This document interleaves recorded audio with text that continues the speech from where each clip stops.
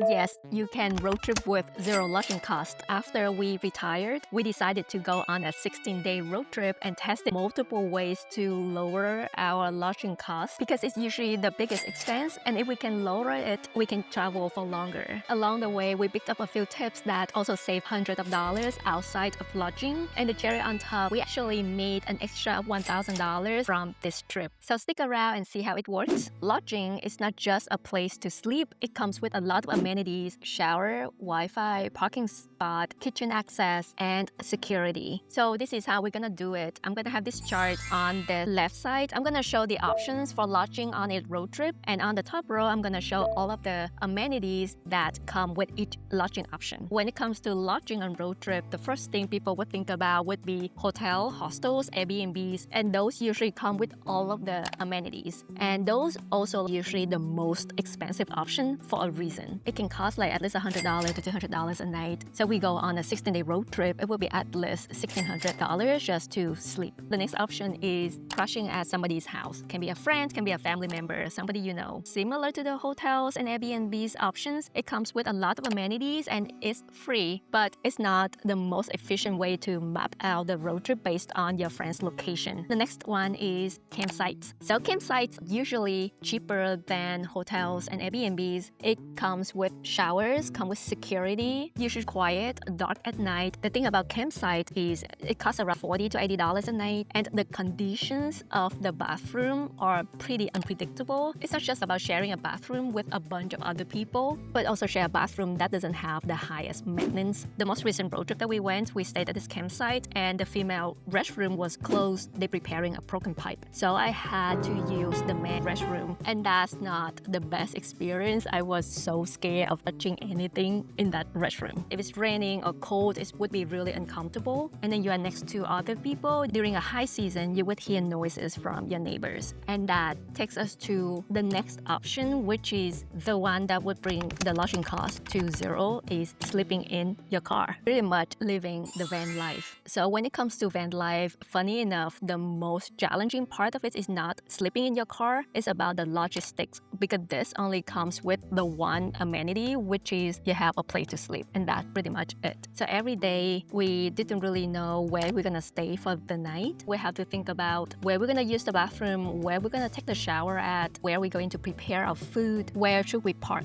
to feel safe to sleep at night, and also do we need Wi-Fi. So many things to figure out. So there are three options for parking, and the third one is our absolute favorite. The first option is we call it stealth street parking, pretty much parking on a public street. It's a little bit tricky because some cities, they don't even allow outside car to park on the street overnight. For example, when we came to LA, we couldn't find a single spot to park overnight. When it comes to parking on the street, security and sleep quality are heavily dependent on where you park your car, because if there are noises, bright light, or even the sense of not feeling safe would really keep you up at night or make it really hard to go to sleep. So what we did was we put on shades on the windows. So from the outside, when you're looking in, you cannot see much what's going on in the car. So we are blending in with other cars on the street. That prevents people from knocking on our door. And another thing is we chose a nice, well-lit neighborhood to park in, just simply by Googling or asking ChatGPT what are the nicest neighborhoods in the city that we are at.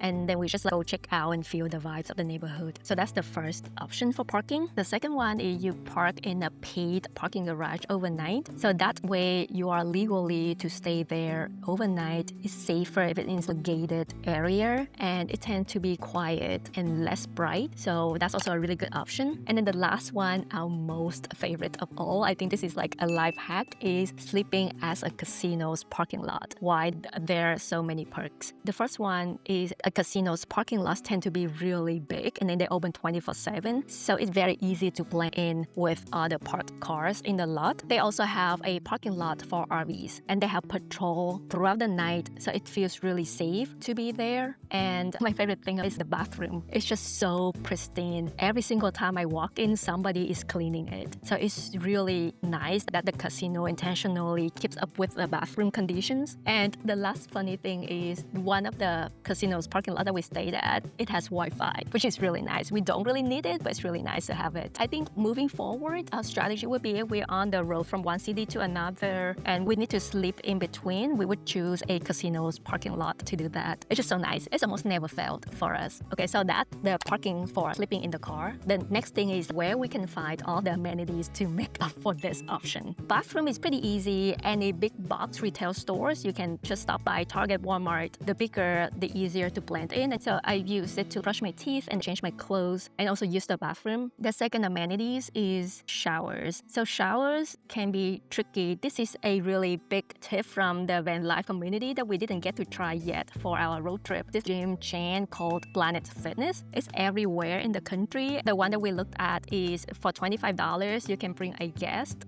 for a month, but you have to pay a $50 membership if you're not yet a member of Planet Fitness. So at most, you pay $75 to have access to shower for the whole month with one more person. It's a really good deal. Or you can combine sleep in the car and campsite so you can have access to shower. And in terms of food and drinks, I want to save money from buying a matcha latte every single day, and Tyler needs to make his tea at night. We bought this super cool camping thing called Jet Boil, and it boiled water, milk within 30 seconds. It's so cool. So we've been using it to make our matcha, to make our tea, and also boil water for instant noodle. It's really nice. And then if we don't want to go to the restaurants, we would check out hot bar at groceries like Whole Foods or local boutique ones. They usually come with a lot of options and the price is pretty affordable. And they also have a microwave that we can use as well. It's really nice as for food. So you actually can combine going to the grocery and using the restroom together. The last thing about sleeping in the car is what if you want to use the restroom in the middle of the night? I didn't have to do it, but Tyler needs to do it multiple times. So what he did was he bought some bags to pee in. And there's something in the bag that would solidify the fluid. Yeah, so that's what he did. I slept through it, so I didn't know, but he said it was really useful for him. That's something you should consider. And the last one is a fridge. So when you go on a long road trip and have a lot of groceries, having a cooler is really helpful. And that takes me to a random tip that saved hundreds of dollars. We have never bought a cooler before. And when we looked at the prices, a good one is about $200, and it's not even that big. We didn't know how big we want for the cooler, where we're gonna put it, what kind of features we want from it. So what we did was we went to Goodwill and picked up a $6 cooler and were using it for the whole trip, and it worked out just well. And we also bought a table that I used once in a while to make my matcha latte in a parking lot. If you go on your road trip for the first time, or it's something that over $50 that you need to invest, but you're quite not sure what features you want from it, just go to Goodwill thrift stores and spend $5-6 on something similar and just test it out. Buying a $6 cooler saved us $200 from the past trip. And these are all the options and tips that I have. You can look at them and you can mix and match the options. There's no single option that can replace hotel or an Airbnb, but you can combine options depends on what amenities are important to you. So let's say we decided to sleep in a car and opened a Planet Fitness to use the shower, and we go to big box stores to use the hot bar and restroom, and park at a casino overnight,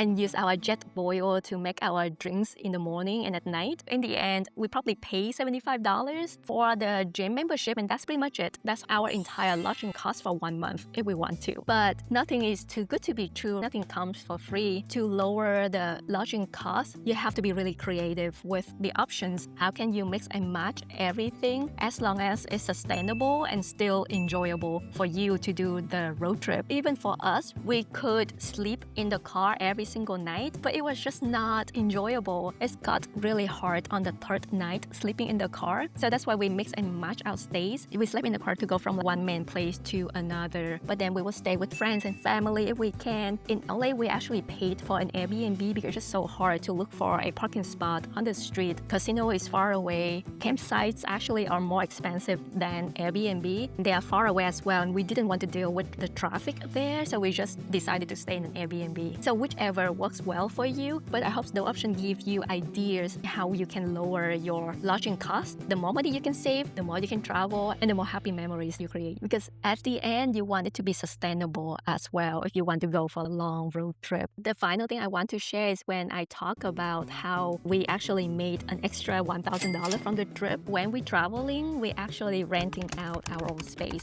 So for this 16 days of the road trip, we made $1,000 from the rental income. So So that $1,000 extra combined with the money we saved from trying out different ways to lower the lodging costs, we actually came back net positive from the road trip. I made a whole video solely on how we generate extra income while traveling and a bunch of other benefits from that strategy. So that's the full framework and all of the options. I hope it's helpful for you. Again, it's not about being so extreme and uncomfortable to try to get closer to zero, but it's about knowing your options, understanding the trade-offs, and design the road trip that would work for you, your energy, your sleep needs, and your budget. So I hope those ideas help you plan a road trip that is longer, cheaper, and more intentionally. Let me know in the comment where you're planning to road trip next. Okay, bye now.